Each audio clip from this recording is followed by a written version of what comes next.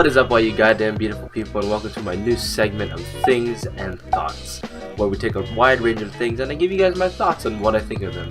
This series is designed for me to kind of unleash my thoughts on these random things that we're going to be talking about, as well as give you guys a little insight on how my mind works and how little things and my opinions and blah blah blah blah blah blah blah. Alright, so today we're going to be talking about R.H. Sin's Whiskey Words and His Trouble Volume 1. Sin puts it as this is a literal documentary of his thoughts and feelings during the relationship that he's having with his current wife and fiancée Samantha King. Throughout this journey, he talks about how Samantha King has become this light and this lighthouse in his life that dug him out and guided him past his depression and past his past relationships and past all of the darkness that has filled his soul, his mind, his body, and his spirit. Personally, I can relate to this very well. I may not have a person in my life right now, but this inner turmoil that he is discussing and pretty much unleashing within his writing does in a way become very chaotic and very multi-themed throughout the entire book. Just as the mind works, he takes these very sporadic moments in time and illustrates them in a very modern way. He discusses tweeting, calling, texting, laying on the phone at night, under the moonlight, waiting for calls. There are several parts in this book where the poems get very vulgar, which I am a very big fan of, from the span of devouring a woman physically. You know what I'm talking about? However, at the same time using beautiful figurative language to illustrate this electricity that a woman has, this strength and energy that a woman can, with 2 fingers, a few strokes, she began to overflow, and I was willing to drown for her. There's one theme that he talks about very, very often, and it's the idea of the deserve, or the earn.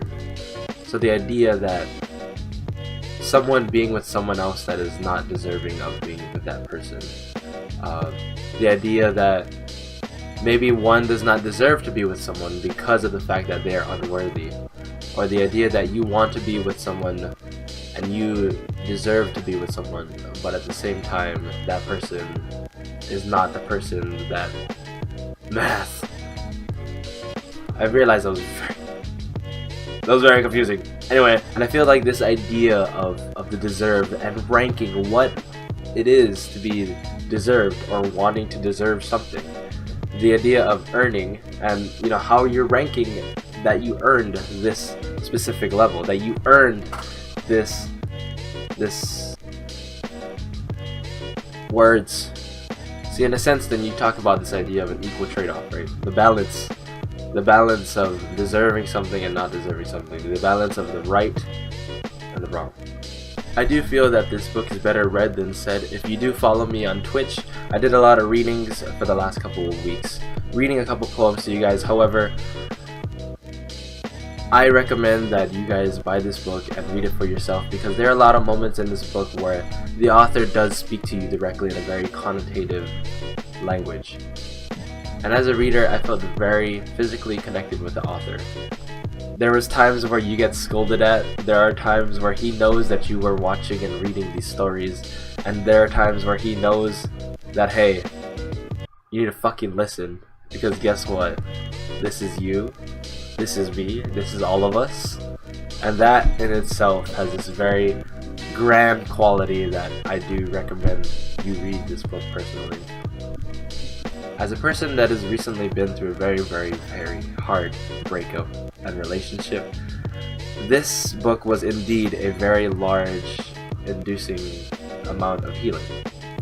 And R.H. Sin purposely did that. He purposely wanted this book for you to read in order for you to heal himself and for you to heal as yourself. Because as a reader, reading his moments of very darkness is very relative to something that happened personally, and that connection allows us to accept the matters that has happened in our lives and to move on and look forward into the light, into the lighthouse, past the darkness. And to my ex, I read you this peacefulness. First I missed you, then I learned to live without you. I found comfort in your absence. I made peace with being alone. And to all of you, still beautiful, you are not perfect. There are scars on the surface of your heart. I am convinced that you've experienced a set of painful events through your life as you've become what people refer to as broken. In my eyes, you are the most beautiful arrangement of broken I've ever witnessed in my life. Looking at you, thinking to myself, there is my future. She is the one. Anyways, thank you guys so much for the first ever Things and Thoughts. Let me know what you think. Let me know your thoughts, and I appreciate the feedback. We're gonna go more into these things and thoughts as we carry along in this adventure we call life. So, you know the drill. Wherever you are in this goddamn world that we live in, please stay awesome and stay beautiful. Peace.